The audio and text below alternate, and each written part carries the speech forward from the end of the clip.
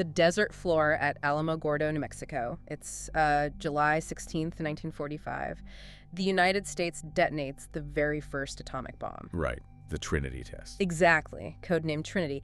And the heat from this blast is so incomprehensibly intense. I mean, we're talking flaring past 1,500 degrees Celsius in a fraction of a millisecond. Which is just, hard to even wrap your head around. It really is, and it literally melts the desert sand, right? It fuses it into this highly radioactive glass-like substance that we now call trinitite. Yeah, the green glass, wild stuff. And as this blinding, incandescent mushroom cloud is rising into the dawn sky, J. Robert Oppenheimer, the brilliant architect of this entire apocalyptic weapon, he doesn't quote a president. No, he doesn't. He doesn't quote the Bible either. He quotes a 4,000-year-old Sanskrit text, the Bhagavad Gita. He says, "Now I am become death, the destroyer of worlds." It's arguably the most famous quote of the 20th century, hands down. Oh, without a doubt. But what most people gloss over is the profound, almost terrifying context behind why he chose those specific words at that exact moment.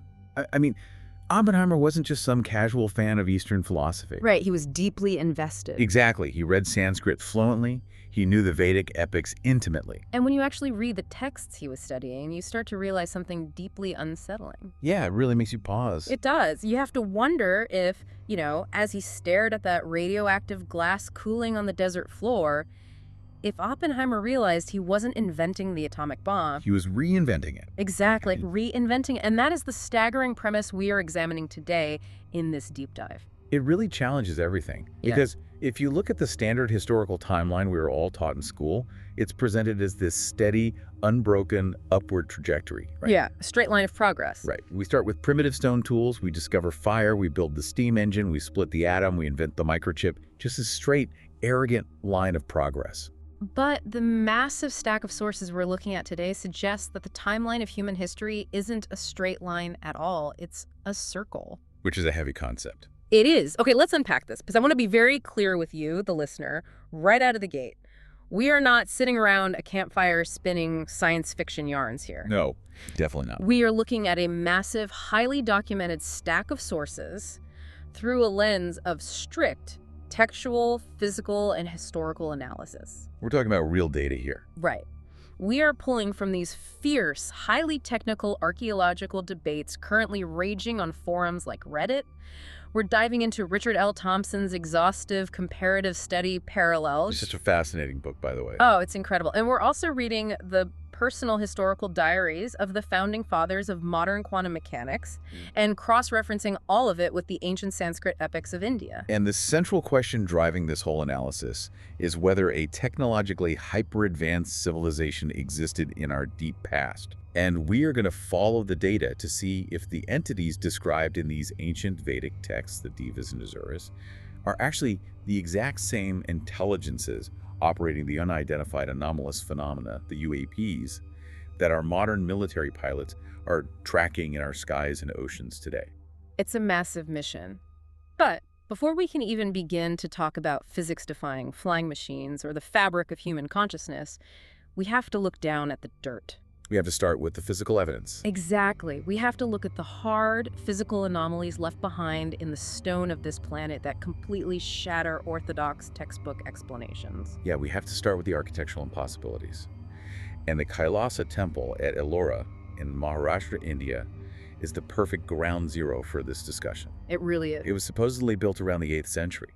But using the word built is fundamentally incorrect. Right, because you don't build a temple like Kailasa, you excavate it.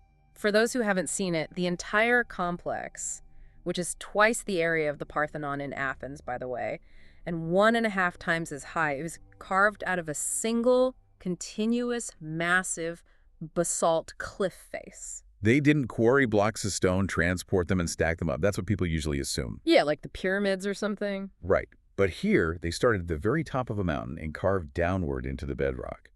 We are talking about the removal of an estimated 400,000 tons of solid basalt rock. Just staggering. To reveal a perfectly proportioned, intricately detailed temple complex with freestanding pillars, life-sized elephant statues, and multi-story galleries. I was reading through some of the sources on this. specifically these massive heated threads on the Indian history and unwritten history subreddits. Oh, those threads get intense. They really do.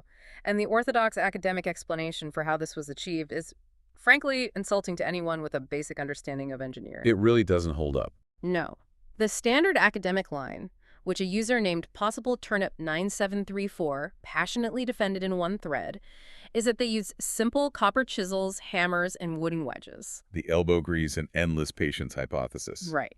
The theory goes that they would chisel a small hole, jam a dry piece of wood into it, pour water on the wood so it swells and expands, and then wait for the rock to crack along the fault line. It's the default setting for Orthodox archaeology when faced with a megalithic anomaly. It is. And while we absolutely must honor human ingenuity and not immediately jump to, aliens did it, the mechanics of the wooden wedge theory completely disintegrate when you look at the sheer structural mathematics of the Kailasa Temple. Think about it like this. I want you to picture this. Carving Kailasa top-down without a single structural mistake is the equivalent of 3D printing a modern skyscraper. But you have to start by printing the roof hovering in midair. Which is impossible. Right. And then you have to perfectly calculate the weight distribution of the floors and the load-bearing pillars as you print your way down to the lobby. If you miscalculate the structural integrity of a load-bearing column while you're chiseling the second floor, by the time you reach the ground floor 10 years later, the entire mountain collapses inward. You can't put the rock back. Exactly. There is zero margin for error. It requires a level of pre-planning, localized spatial awareness, and advanced structural engineering that is incredibly difficult to execute today, even with 3D CAD modeling software and laser topography. Let alone in the 8th century. Right. Doing it with copper, which is a soft metal that dulls against basalt almost instantly, and wet wood is a physical absurdity. And Kailasa isn't an isolated anomaly. You look at the Barabar caves, also in India, we see perfectly polished granite walls and these incredibly complex, mathematically perfect arc shapes. The precision is baffling. It is, but the detail that really jumps out from the archaeological reports is that the interior surfaces of these caves are vitrified. Yeah, and vitrification is the key here. What does that actually mean for people who don't know? It means the stone has been subjected to such immense, sudden thermal or energetic conditions that its crystalline structure literally melted and turned into glass. Wow. You do not vitrify granite with a copper chisel. Okay, let me stop you there, because whenever we bring up lost ancient high technology, the immediate pop culture reflex is the ancient alien trope. Right, the guy with wild hair on late-night TV. Exactly, claiming extraterrestrials came down with laser beams. I really want to push back on that. Is it not infinitely more plausible that this was purely human genius? I think so, absolutely. That our terrestrial ancestors possessed a highly sophisticated science of physics and material engineering that was just wiped out and forgotten. The physical evidence points directly to a deeply misunderstood terrestrial science, not a cartoonish alien intervention. Right. And this is where the research of John Bidwell, who operates under the moniker the Mad Plasmatist in the sources we reviewed, becomes incredibly compelling. Oh, I love this part of the research. It's fascinating. He started analyzing ancient structures not as an art historian, but as an electrical engineer. And he specifically focused on the Shiva Lingam. For those who might not know, a Shiva Lingam is a very common, highly revered ancient stone structure found in Hindu temples. They're everywhere in those complexes. Right. Orthodox history labels them as purely symbolic, usually associating them with fertility. Visually, it's a smooth, cylindrical stone standing upright within a circular, spouted base called a yoni. Well, Bidwell looked at the exact dimensions, the materials, and the surrounding architecture of these lingams, and he proposed something revolutionary. What did he think they were? He theorized that the lingam and the yoni were not just ritualistic statues, but functional, solid-state machinery. Machinery? Yes. Specifically, he identified the setup as a spark gap double circuit configuration. Okay, I'm going to need you to ground this for me, because spark gap double circuit sounds like a component in a radio transmitter, not a stone statue in a temple. Well, in modern electrical engineering, a spark gap is an arrangement of two conducting electrodes separated by a gap. Okay.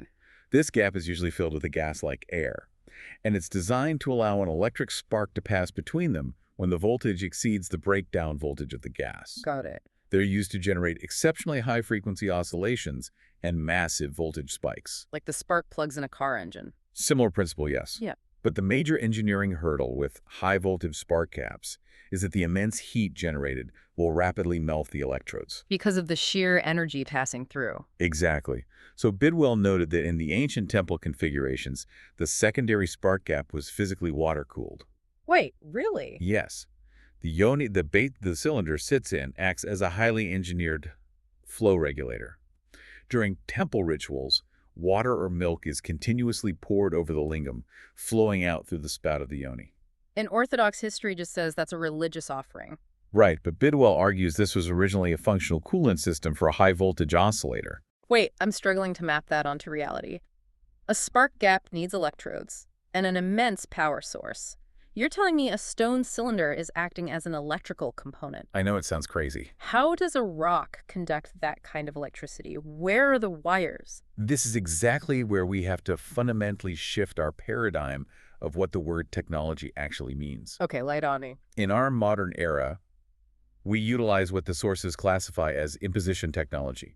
We use brute force. We rip coal out of the earth and burn it. Right, we explode refined ancient biomatter gasoline in combustion engines. Exactly. We smash atoms apart violently. Our technology pushes against nature, and it leaves behind a massive trail of carbonization, pollution, and radioactive waste. It's totally extractive and violent. Exactly. But the ancient texts, corroborated by this anomalous physical evidence, suggest a reliance on attunement technology. Attunement technology. Yes. They didn't force the rock. They attuned to its inherent resonant frequencies. Let's look at the material of the Shiva lingam itself. The actual stone it's made of. Right. The Shilpa Shastras, which are the ancient, highly detailed Indian manuals of architecture and iconometry, explicitly demand a very specific type of stone for a lingam. They call it Pumshaila, or male stone. And how did the ancient architects test a stone to see if it actually qualified as Pumshaila? Through an acoustic signature. The texts mandate that the stone must ring like a bronze bell when struck. Ring like a bell, a rog. Yes, and it must pass a spark test when struck in the dark. If we translate that into modern material science, they were actively hunting for rock with a high density of flawless, uncracked quartz crystal lattices. They were looking for stones with a high Q factor. Exactly. Let's define that for a second. A Q factor, or quality factor in physics, usually relates to a resonator, like how long a pendulum keeps swinging or a bell keeps ringing before it loses its energy to friction. Precisely. So a high Q factor stone means it holds on to vibrational energy incredibly well. Yes. They were sourcing high-quality piezoelectric transducers. Piezoelectricity. Right, which is the electric charge that accumulates in certain solid materials, primarily quartz, in response to applied mechanical stress. It's the exact same physics that makes the quartz watch on your wrist tick. That's a great example. A tiny battery applies a charge to a quartz crystal. The crystal vibrates at a precise frequency, and that regulates the time. Precisely. If the lingam was merely a symbolic representation of fertility, any easily carved sandstone or limestone would do. Sure, it's just for looks. Right. But the ancients explicitly discarded any stone that wasn't a ringing rock. This proves that the functional requirement of the stone was oscillation and energy retention, not aesthetics. That makes total sense. Now, imagine you have a massive, high-quality piezoelectric quartz transducer sitting inside a resonant stone chamber, which is what these specific inner temple sanctums are architecturally designed to be. The acoustic properties of those rooms are insane. They are. Then you introduce a coherent operator, a priest chanting specific harmonic frequencies called mantras. So, by bombarding the quartz-rich stone with sustained, targeted acoustic resonance, the stone experiences mechanical stress at the microscopic level. Yes. And the piezoelectric effect kicks in, and the stone begins to generate a localized electromagnetic field. You are building immense localized voltage without a single copper wire. Wow. And this attunement technology provides the answer to how they built impossible structures like Kailasa. How so? There is a bizarre architectural detail found on megalithic stones all over the planet, from the temples in India to the pyramids in Egypt to the massive polygonal walls of Sacsayhuaman in Peru. Oh, I know what you're going to say. You will often see these strange protruding nubs or bosses left on the faces of the heaviest base blocks. Right, and for decades, standard archaeology has dismissed those nubs as just leftover handles used for tying ropes and lifting the stones. But lifting a 100-ton block by a small stone nub would instantly snap the nub off. The engineering forces just don't add up. It makes no sense. The sources we are analyzing suggest these nubs were actually resonance gate marks. They were the physical attachment points where vibrational transducers or acoustic electrodes were clamped onto the stone. To what end, though? Why clamp acoustic electrodes to a boulder? To phase shift the stone lattice. Okay, we're gonna have to explain that. Modern physics is currently experimenting with acoustic levitation and using sound waves to alter the state of matter.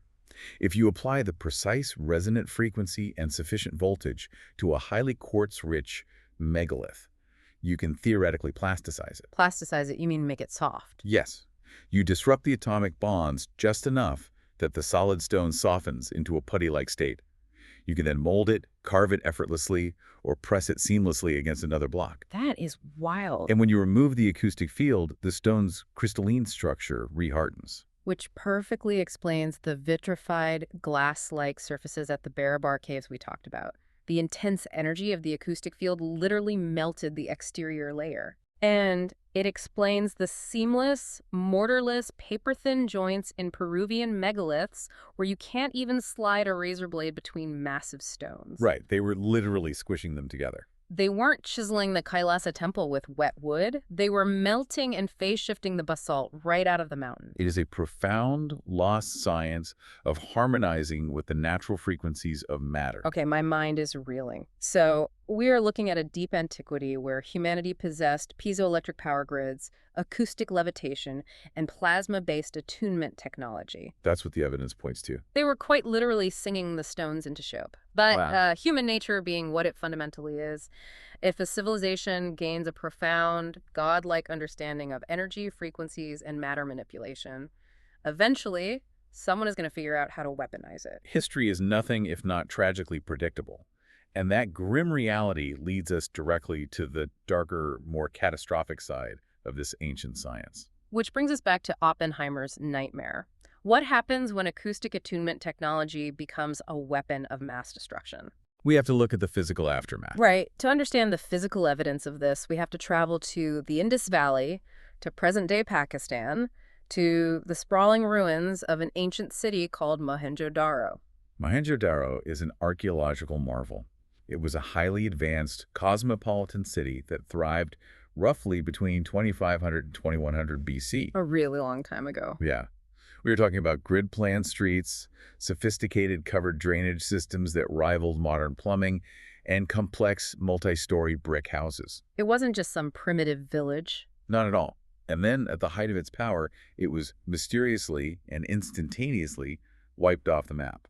And if you read a standard history textbook, the collapse of Mohenjo-Daro is usually blamed on severe flooding from the Indus River, or maybe a sudden invasion by nomadic Aryan tribes. Which is the standard historical fallback. Yeah, but the physical evidence on the ground, specifically the research conducted in the 1970s by an English researcher named David William Davenport, tells a story that is vastly more terrifying than a flood. Davenport spent years meticulously analyzing the ruins of Mohenjo-Daro, cross-referencing the physical site with ancient texts. And what did he find? What he discovered at the site completely upended the orthodox narrative. In the center of the ruins, Davenport identified a highly localized, perfectly circular epicenter of absolute destruction. Ground zero. Exactly. Moving outward from this epicenter, the damage to the buildings lessens concentrically. But at the dead center, the sand, the clay bricks, and the stone had been completely fused and vitrified. Meaning the temperature at ground zero was so unimaginably intense that it flashed the earth into glass. Yes. We are talking about thermal conditions exceeding 1500 degrees Celsius, generated almost instantaneously. Yeah, it's not a campfire. No. There are no volcanoes near Mohenjo-Daro. A wood-burning fire cannot reach those temperatures. Furthermore, Davenport took samples of these fused glass-like stones and subjected them to laboratory analysis. And what did he compare them to? He compared them to something very specific, trinitite. The radioactive green glass left behind in Alamogordo after the atomic bomb test. Yes, the comparison left Davenport and his colleagues speechless. Vitrified matrix of the stones at Mohenjo-Daro was structurally and chemically practically identical to the trinitites from 1945. That is just chilling. And the horrors weren't just architectural. The human remains found in the ruins of Mohenjo-Daro were incredibly anomalous. In what way? These people were not formally buried in tombs. The skeletons were found lying in the streets, inside their homes, some holding hands, caught in a frozen moment of sudden, overwhelming catastrophe. Right. It wasn't an invading army. People don't hold hands and calmly lie down together while being slaughtered by swords. Exactly. Furthermore, forensic analysis of the ruins showed clear signs of a massive, high-altitude shockwave that crushed the structures top-down, followed immediately by rapid cooling. Which is the exact, undeniable signature of an airburst nuclear detonation. It's textbook. But we are talking about roughly 2000 BC. How is that historically possible? To find the answer, Davenport went directly to the primary sources, the ancient Sanskrit epics, specifically the Mahabharata and the Ramayana. And the descriptions contained in these texts are chillingly precise. They really are. Let me read this translation from the Mahabharata, which describes a devastating weapon called the Iron Thunderbolt being deployed in a massive ancient war. Please do. Okay, quote, "A single projectile charged with all the power of the universe. An incandescent column of smoke and fire, as brilliant as 10,000 suns, rose in its entire splendor. The corpses were so burned as to be unrecognizable. The hair and nails fell out, pottery broke without cause, and the birds turned white. After a few hours, all foodstuffs were infected." Brilliant as 10,000 suns. The hair and nails fell out. Foodstuffs were infected. We have to look at this rationally. Yeah. That is not poetic metaphor. That is a precise, clinical, biological description of acute radiation sickness, electromagnetic pulses, shattering pottery, and nuclear fallout. Right. People living in a primitive antiquity, whose most advanced weapon was supposedly a bronze sword or a wooden bow, do not possess the conceptual or scientific framework to simply invent the highly specific biological symptoms of radiation poisoning out of thin air.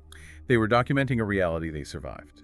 Which brings us full circle to J. Robert Oppenheimer. When he quoted the Bhagavad Gita after the Trinity test, he wasn't just being dramatic. He was acknowledging that he had unlocked a door that had been opened before. A very dark door. But here is the glaring problem, the scientific anomaly that skeptics always point out.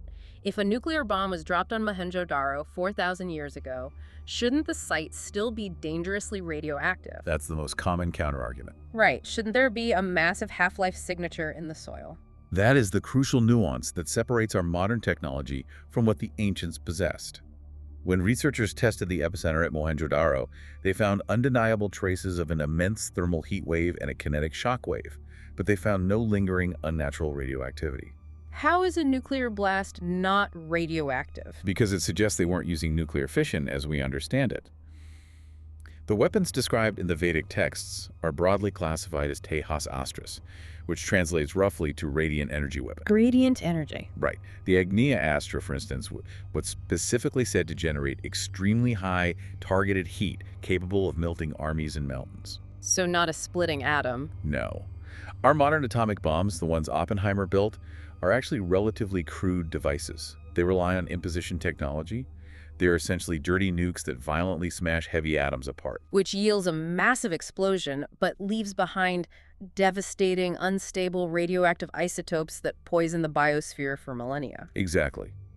The evidence at Mohenjo-Daro, paired with the ancient texts, suggests the deployment of an immensely potent, highly refined directed energy weapon. Wow. A pure energy blast, perhaps utilizing plasma or manipulating the localized zero-point field that instantly annihilates the physical target without generating the long-term radioactive decay that poisons the Earth. Again, it is attunement and precision versus our modern brute force. Exactly. That is a terrifying thought, a clean, directed energy weapon of mass destruction. And this incredibly heavy realization ties directly back into Oppenheimer's psychological and philosophical struggle. Really good. Why did the father of the atomic bomb lean so heavily on the Gita to cope with his creation? Well, Oppenheimer was famously deeply conflicted about the existential threat he was unleashing on the world. In the Bhagavad Gita, he found a robust philosophical framework designed specifically to process the moral complexities of mass destruction. Oh, so? You see, the Western worldview is deeply linear: creation at the beginning, apocalypse at the end. But the Vedic texts view time cyclically. They describe vast, almost incomprehensible epochs of creation and destruction called kalpas. The cycle of the yugas. The universe is born, it evolves, it reaches a technological and spiritual peak, it inevitably destroys itself in a massive conflagration, and then the cycle simply begins anew. The day and night of Brahma. Yes.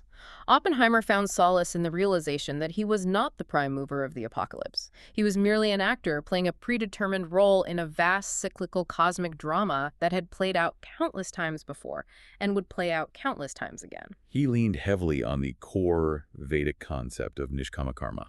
Which translates to action without attachment to the fruits or results. Correct.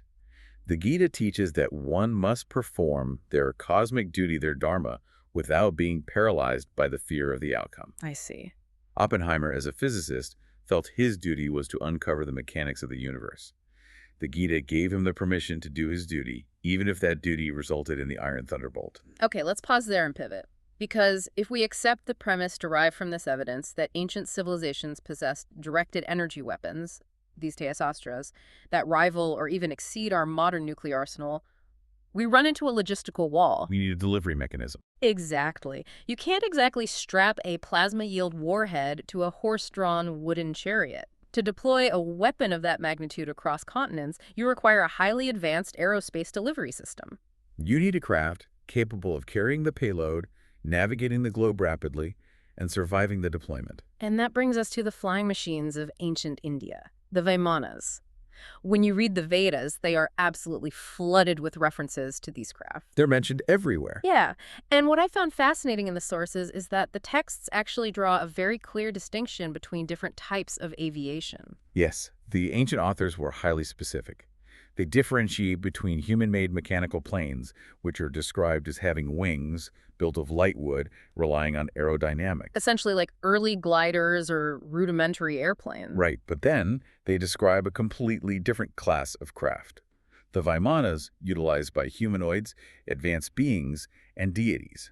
These are explicitly described as unstreamlined, highly maneuverable, physics-defying craft. They aren't talking about hot air balloons or simple gliders here. Not at all. And to understand the mechanics of these Vimanas, we have to look at a deeply controversial, fascinating text called the Vaimanika Shastra. Oh, this text is a lightning rod for debate. It really is. Now, the origin of this text is a story in itself.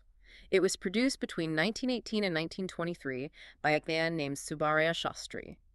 But he didn't write it as a work of fiction. No, he claimed he was dictating it or channeling it in a deep trance state, receiving the technical manuals psychically from an ancient Hindu sage named Bharadvaja. Which naturally immediately sets off massive alarm bells for orthodox historians and conventional scientists. Of course it does. It sounds crazy. Exactly.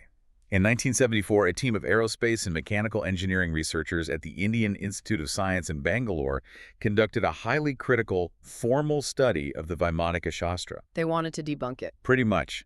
They looked at the technical drawings and the aerodynamic descriptions provided in the channel text, and they concluded that the designs were, quote, horrendous. Yeah. They stated unequivocally that the craft violated Newton's laws of motion and were a decided aerodynamic impossibility. And if you look at the drawings included in the text, you can see why the scientists scoffed. The Vimanas look like giant, flying, multi-tiered wedding cakes with dinky little propellers stuck on the top. They're very strange looking. They have zero aerodynamic lift surfaces, but here is where the story gets incredibly strange and where we have to look at the timeline. The timeline is the most important part of this. It is. Subbaraya Shastri was dictating this text in 1918. That is nearly 3 decades before Kenneth Arnold saw the famous flying saucers skipping like stones in 1947, and decades before the Roswell crash kickstarted the modern UFO phenomenon. It is also decades before the public development of radar, stealth technology, and advanced military avionics. Right. So how on earth could a man in 1918 in rural India dictate a text that describes features perfectly analogous to 21st century advanced aerospace tech? It's a huge anomaly. The Vaimanika Shastra lists 32 specific secrets that a Vimana pilot must master. One of them is called Gudha, which is explicitly described as the ability to render the craft completely invisible by manipulating the light and dark content of solar rays. Seth Tech. Exactly.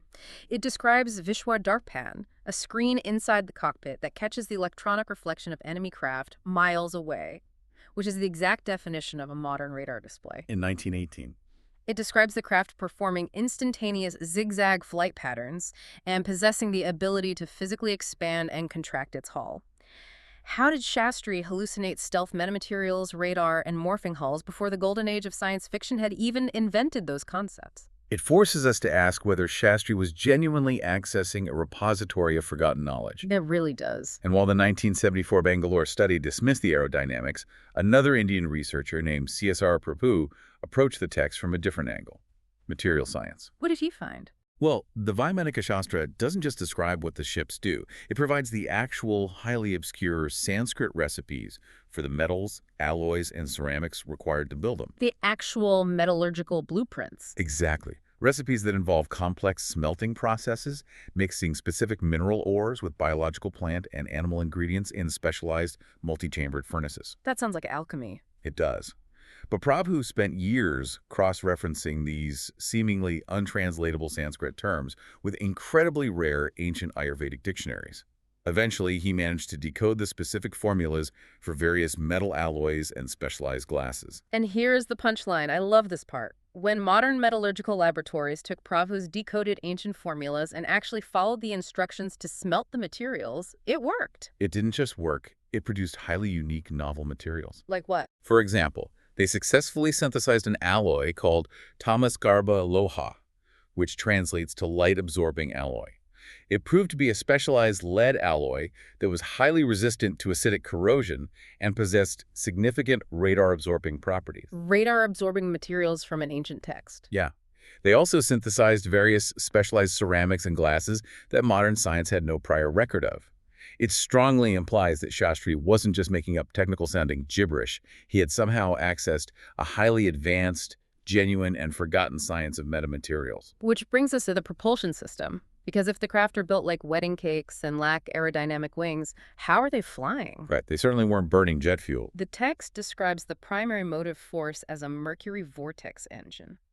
What exactly is a mercury vortex engine? The Vaimanika Shastra describes a central power plant involving a fire chamber, where liquid mercury is subjected to intense heat, surrounded by rapidly rotating mechanical mechanisms. Or boiling, spinning mercury. Now, to orthodox physics, boiling mercury just creates toxic gas.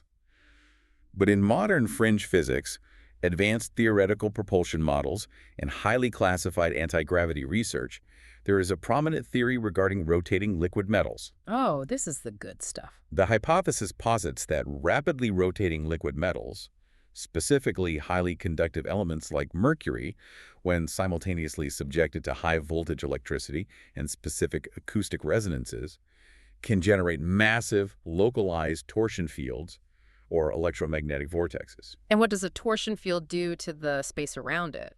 It warps the local fabric of space-time. It essentially creates a localized gravity bubble, a metric around the craft. Let me make sure I'm getting this. If Yeah. you create a localized metric of space-time around the ship, you are isolating the ship from the gravity and inertia of the Earth. Yes, You are no longer flying through the air in an aerodynamic sense. precisely. The atmospheric friction, the air, the inertia, none of it affects the craft because the craft is insulated inside its own pocket of space-time. That's incredible. The air simply flows around the bubble. This is why the 1974 Bangalore scientists were wrong to judge the Vimanas based on Newton's laws of motion. Because they're not using Newtonian physics. Exactly.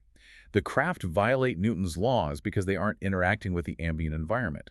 They don't need aerodynamic wings, and they don't experience the g-forces of inertia. Yeah. They aren't moving through space. They are moving the space around them. Which perfectly explains how a heavy, unstreamlined flying wedding cake could travel at Mach 20, execute a right-angle turn, and not instantly crush the pilot into jelly or burn up from atmospheric friction. It solves the physical paradox. And this realization is the perfect bridge to our next major topic. Because the descriptions of these mercury-driven Vimanas and their physics-defying maneuvers don't just exist in dusty Sanskrit manuscripts locked in a museum. No, they don't. They perfectly, almost point for point, mirror the exact behavior of the unidentified anomalous phenomena that modern military pilots, radar operators, and civilian experiencers are reporting right now. The parallels are undeniable, and this is where we heavily rely on Richard L. Thompson's profound book, Parallels: Ancient Insights into Modern UFO Phenomena. Such an important text for this topic. Thompson's thesis is brilliant in its simplicity. He systematically compares modern, well-documented UFO close encounters with the vast accounts found in Vedic literature. And what's his main takeaway? He argues that modern ufologists and military investigators have exhaustively documented the what and the how of UAPs, but the ancient Vedic texts actually provide the who and the why. Let's start with a phenomenon that UFO researchers commonly call the Oz factor. Ah, yes, the Oz factor. It's a hallmark of close encounters. Witnesses to UAPs constantly report that as the craft approaches, an incredibly eerie, unnatural stillness descends on the area. Like someone hit the mute button on the world. Exactly. The crickets stop chirping, the wind dies down, atmospheric sound completely vanishes, and time itself seems to dilate, slow down, or freeze entirely. Witnesses say it feels like stepping into a parallel dimension cut off from the rest of the world.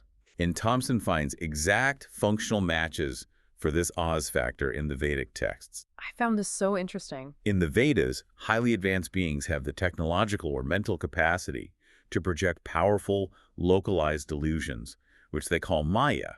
Maya. Right. And Maya isn't just a magic trick. It is a localized distortion of perceptive reality and space-time. My favorite analogy for understanding this is, imagine you're walking down a busy, noisy city street. Suddenly, an invisible entity walks up and places a pair of cosmic, hyper-advanced, noise-canceling headphones over your specific pocket of space-time. That's a great way to visualize it. You are instantly cut off from consensus reality. Your surroundings are still physically there, but the rules of physics and perception within your little bubble have been fundamentally altered. That is a perfect description of Maya. Thompson points out numerous stories to illustrate this. In the Ramayana, there is an account where the Rakshasa king, Ravana, needs to isolate the hero, Ram. To abduct his wife, right. It's exactly. To do this, Ravana's forces project an incredibly vivid, solid illusion of a beautiful magical deer to lure Ram away into a localized distortion, allowing Ravana to abduct Ram's wife, Sita. So they use Maya as a tactical diversion. Or in the Mahabharata, the warrior Arjuna encounters a technologically advanced being called a Daitya, who had projected the illusory physical form of a massive boar. So these entities are actively manipulating the perceptive reality of the witness, just like modern UFOs seem to paralyze witnesses or alter their perception of time. Precisely. Which begs the massive question, who are these entities? Because the Vedic texts offer an incredibly complex taxonomy of non-human intelligence. They don't just lump everything into aliens from another planet. No, they describe a vast, politically complex cosmic hierarchy. Right. If we break down the factions operating in the Vedic universe, broadly speaking, you have the devas at the top. The highest tier. These are highly advanced, highly evolved spiritual beings operating in the upper hierarchy of the cosmos. Their primary motivation is maintaining cosmic order, balance, and universal law, which is called Dharma. And because of their evolutionary state, the Devas rarely rely on mechanical, nuts and bolts craft. They don't need ships. Instead, they travel via subtle mind action, a process the texts call akashapatana. They move through the subtle ether, using the focus power of consciousness. So they are essentially manifesting wherever they need to be. They're beyond the need for metal ships. Correct. But then, slightly lower on the cosmic hierarchy, you have factions like the Asuras and the Danavas. The more material beings. Yes. These beings are incredibly advanced technologically, but they are deeply materially oriented and often politically ambitious. They are the factions that rely heavily on complex machinery, physical vimanas, and heavy engineering. They're the ones building the hardware. Exactly. In the Mahabharata, there is an extensive account of a famous Asura architect and engineer named Mayadanava. He is credited with building massive, highly fortified flying cities for the Asura factions, the most famous being the flying city of Selva. And what I found absolutely staggering in the sources is how the texts describe these flying cities operating. It's remarkably similar to what we see today. Yes, the texts explicitly state that Mayadanava's metallic flying cities could hover motionless in the high atmosphere, utilize Gita to become completely invisible to the naked eye, and then, remarkably, dive deep underwater and travel seamlessly beneath the oceans without suffering any structural damage or drag. Think about the implications of that. I mean, stop and think about that for a second. Metallic flying craft that can hover silently, turn invisible, and dive effortlessly from the upper atmosphere into the ocean. It's a one-to-one match. That is a 100% exact match for the transmedium UAPs that the U.S. Navy has been tracking off the coast of California on sophisticated Aegis radar systems. The Nimitz encounters. Exactly. Commander David Fravor and other pilots have described craft dropping from 80,000 feet, hovering over the whitecaps of the Pacific, and then submerging into the water without creating a single splash. We think this is a new modern threat. But the Vedic texts say the Asuras were doing this with their Vimanas thousands of years ago. It is the exact same technological signature. And there's a third major group described in the texts, the Nagas. Ah, the Nagas. These are humanoid, serpent-like beings who are highly secretive and operate almost exclusively from massive, highly defended underground or deep underwater bases. And Thompson points out a chilling parallel here. What's that? Many modern UAP experiencers and abductees, such as the famous cases of Betty Andreasen or Filiberto Cardinius, report being taken by non-human entities into vast, cavernous subterranean or undersea facilities. Wow. But this brings up the most crucial question. What is their motivation? Why are they here? Because if the Asuras or the Danavas have this world-ending, space-time warping technology, why not just conquer Earth openly? That's a fair question. Why not park a flying city over Washington, D.C. and take over like in the movie Independence Day? If we look to the Vedic texts for the answer, they offer a very pragmatic, almost geopolitical explanation. Okay, let's hear it. The Danavas and Asuras don't want to conquer and govern Earth openly because initiating a gross planetary-scale invasion violates universal cosmic law. It breaks the rules. Exactly. It would immediately draw the attention and the overwhelming wrath of the Devas, who act as the cosmic peacekeepers. So instead of open war, the materially-oriented factions operate in the margins, in the shadows. Not a Cold War. They utilize covert operations, illusions, and highly targeted scare tactics. Thompson compares this ancient behavior directly to modern cattle mutilations and the deeply terrifying clinical alien abduction scenarios that thousands of people report today. Exactly. In the ancient texts, Danavas and Rakshasas would routinely drop out of the sky to perform gruesome acts, disrupting the sacred sacrifices of human ascetics, mutating animals, and actively terrifying the local populations. But why? Just to be evil. Not to take over the territory, but to harvest energy. In Vedic metaphysical thought, human emotions, especially intense primal fear or terror, generate very specific, dense, energetic frequencies. Lower vibration entities can literally feed on or utilize these frequencies. That is terrifying. Modern UFO abductions are rarely described as pleasant spiritual encounters. They are often cold, clinical, highly invasive, and deeply terrifying. Very traumatic. This mirrors the ancient accounts perfectly. These entities are extracting biological material, perhaps for cross-breeding programs, as the texts also describe, and generating profound fear for energetic sustenance, all while hiding behind the illusion of Maya to avoid initiating a full-scale cosmic conflict with the Devas. It's a parasitic, covert relationship hidden entirely behind a curtain of manipulated reality. That's the best way to describe it. Which brings us to the ultimate foundational question of this entire deep dive. How exactly do they manipulate this Maya? The mechanics of it. Right. How do they hack the laws of physics to freeze time, or warp gravity, or manifest matter? To understand the underlying mechanics of this reality, we have to look at how the greatest scientific minds of the 20th century, the men who built our modern world, turned back to the Vedas to build the foundations of quantum mechanics. This is perhaps the most profound and illuminating connection we can make today. I think so too. It proves that modern quantum physics and ancient Vedic mysticism aren't adversaries at all. They're simply speaking the exact same language, just separated by 4,000 years. Let's start with Nikola Tesla, the man who literally electrified the globe, invented alternating current, and conceptualized wireless energy. A true genius. In 1890s, Tesla met with Swami Vivekananda, a brilliant Indian monk who was touring the West and introducing Vedic philosophy to American intellectuals. And by Tesla's own admission, this meeting completely rewired his brain. It provided Tesla with the precise conceptual vocabulary he had been desperately searching for. You see, long before meeting Vivekananda, Tesla had hypothesized that the universe was completely filled with an invisible, limitless kinetic energy. He famously stated that eventually men will succeed in attaching their machinery to the very wheelwork of nature. The wheelwork of nature. But in Western science, he didn't have a mathematical or conceptual framework for what that wheelwork actually was. Until Vivekananda sat down with him and explained the ancient Sanskrit concepts of prana and akasha. Yes. In Vedic cosmology, the universe is composed of two fundamental forces. Akasha is the foundational ether, the knot, the subtle underlying material matrix or fabric of the universe. And prana. Prana is the universal life force, the infinite kinetic energy that acts upon the Akasha to manifest solid matter. According to the Vedas, solid matter doesn't really exist. Wait, matter doesn't exist? Matter is just a localized, temporary condensation of Akasha that has been manipulated and spun together by the energy of prana. Which, if you think about it, is basically the conceptual framework for Einstein's equation E equals mc squared, Mhm. that matter and energy are interchangeable decades before Einstein published it. Exactly. And it is the absolute foundation of the concept of zero-point energy or the quantum vacuum. Tesla realized that if you could build a machine that resonated at the right frequency, you could tap into the prana, manipulating the akasha to access limitless free energy anywhere in the universe. But Tesla wasn't the only genius reading Sanskrit. No, he wasn't. The guys who literally invented quantum physics were obsessed with it. The founding fathers of quantum mechanics leaned on the Vedas out of sheer scientific desperation.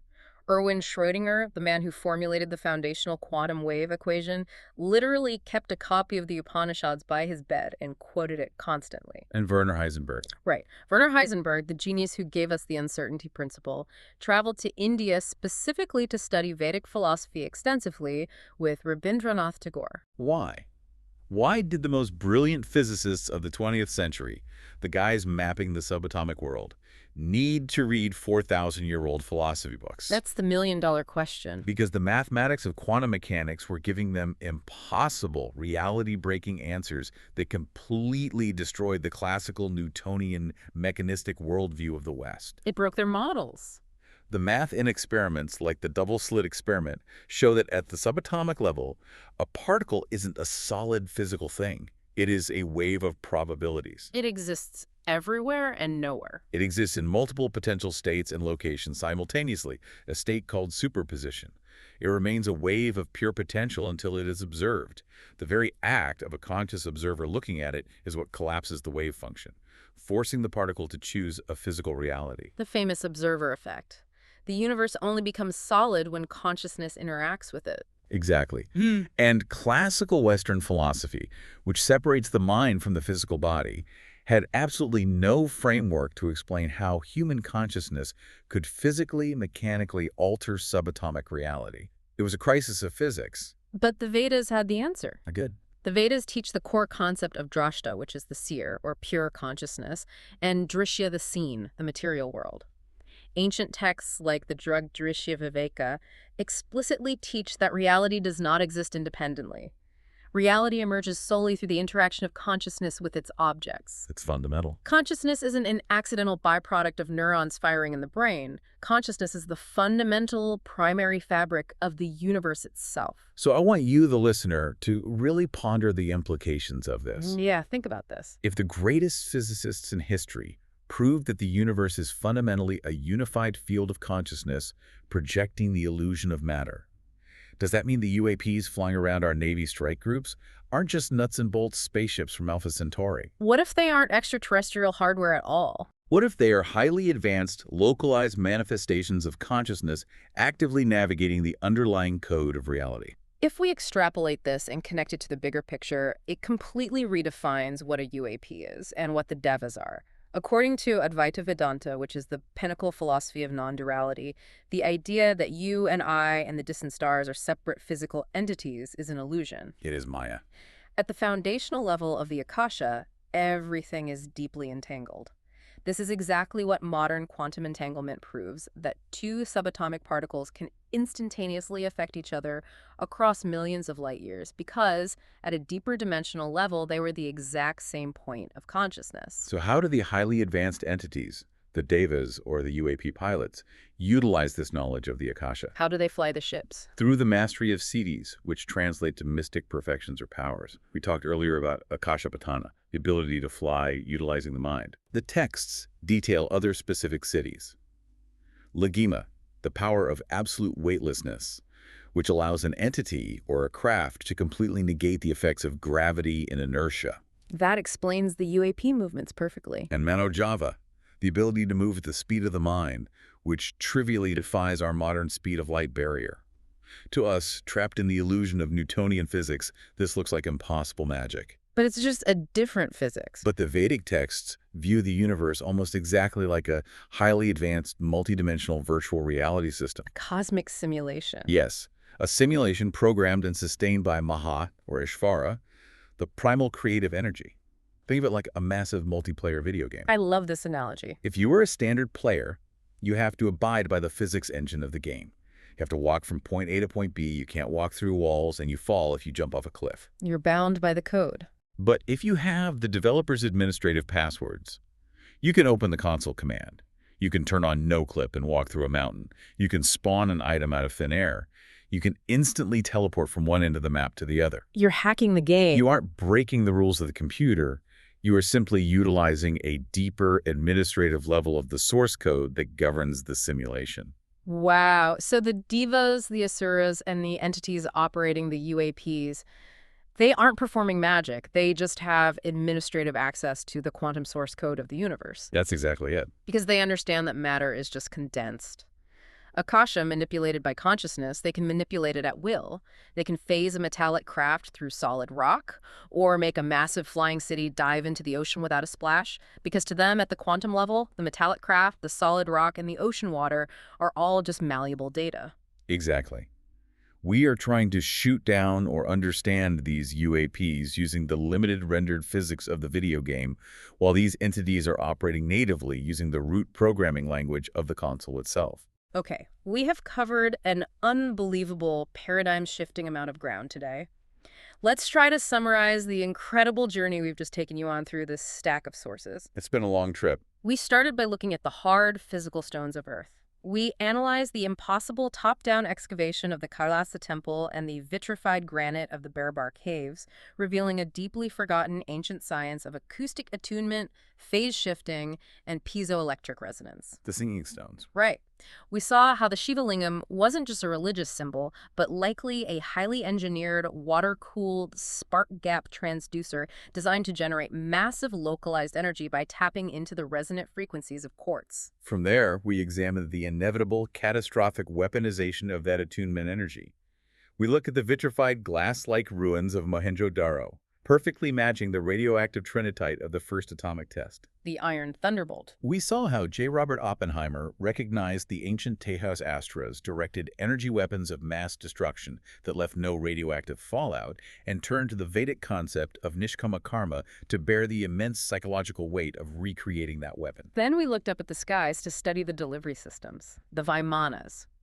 We went from the psychically channeled Mercury vortex engines described in the 1918 Vaimanika Shastra to the staggering modern realization that the obscure Ayurvedic metallurgical formulas contained within it can actually be synthesized in modern labs to create radar-absorbing metamaterials. That still blows my mind. We connected these ancient descriptions of stealth technology, localized space-time gravity bubbles, and transmedium travel directly to modern UAP encounters, comparing the terrifying time-dilating Oz factor to the ancient reality-warping illusions of Maya.